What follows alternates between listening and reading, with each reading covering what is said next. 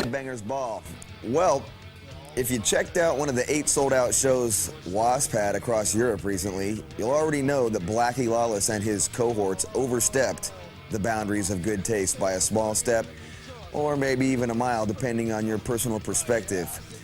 The new W.A.S.P stage show includes the beheading of a pig and, my personal favorite, a nun being raped by a knife strapped to Blackie's cod piece.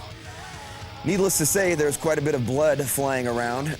Marilyn Manson have also continuously courted controversy with their onstage show antics, and it's no secret that Mr. Munster, or Mr. Manson himself, is a big W.A.S.P fan. So Headbangers Ball took the opportunity to recently ask Blackie what he thinks of the Marilyn Manson.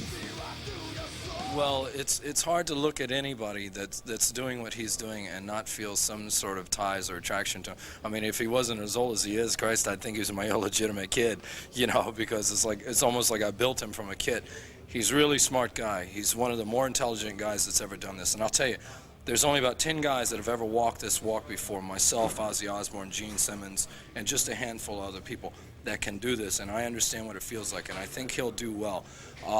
We have gotten a fax from them where they want to remix Animal.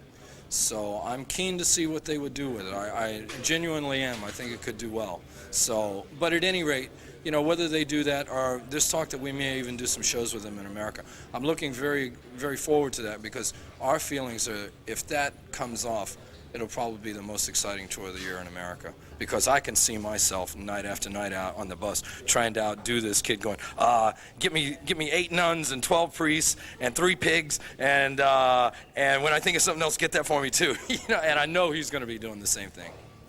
Well, the new W.A.S.P album, appropriately titled Kill, Fuck, Die, is out on March 24th, the same date as the new Machine Head record. So, buy our record.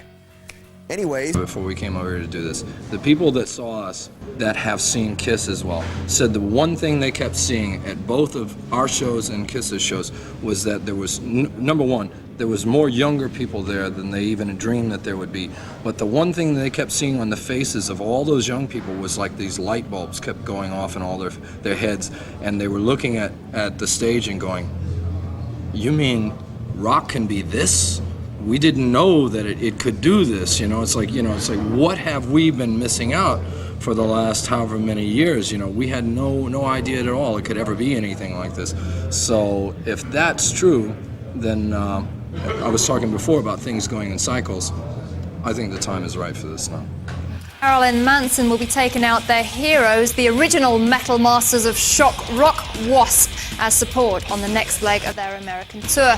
Indeed, W.A.S.P have recently thrown down the gauntlet to Marilyn Manson with their horrific new stage show, which features, among other things, a nun being raped with a knife and the decapitation of a fake pig.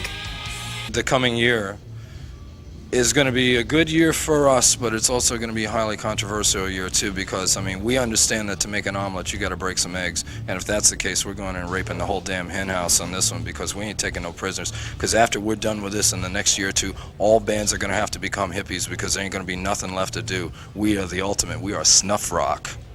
Do you feel that you have to justify yourselves what you're doing? No. Don't need to at all. You know, people have said to us before, you know, is there some sort of need to do this? I mean, this is rock and roll, for God's sake. This is dangerous rock and roll, and there's not one truly dangerous band on this planet. There's not a band who strikes fear in the hearts of promoters, record company people, parents, to the point where they look at a picture and they slam that picture down. They go, "Oh no, you're not going to that. You're not going to see that." That's what a truly dangerous band is. A dangerous band is when Eddie Cochran wrote "Ain't No Cure for the Summertime Blues," you know, or "Born to Be Wild," any of that stuff. That is the spirit of rock and roll. All we're doing is carrying that on. I don't feel I have to justify anything to anybody.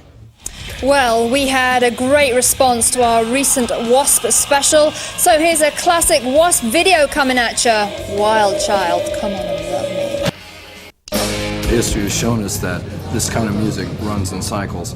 It may not be where it was even just a few years ago, but everything comes back around again. And if Donington is not there for hard rock, then hard rock will have to create something else in its place. So I don't necessarily worry about the name of the venues. I worry about the genre itself. I think it's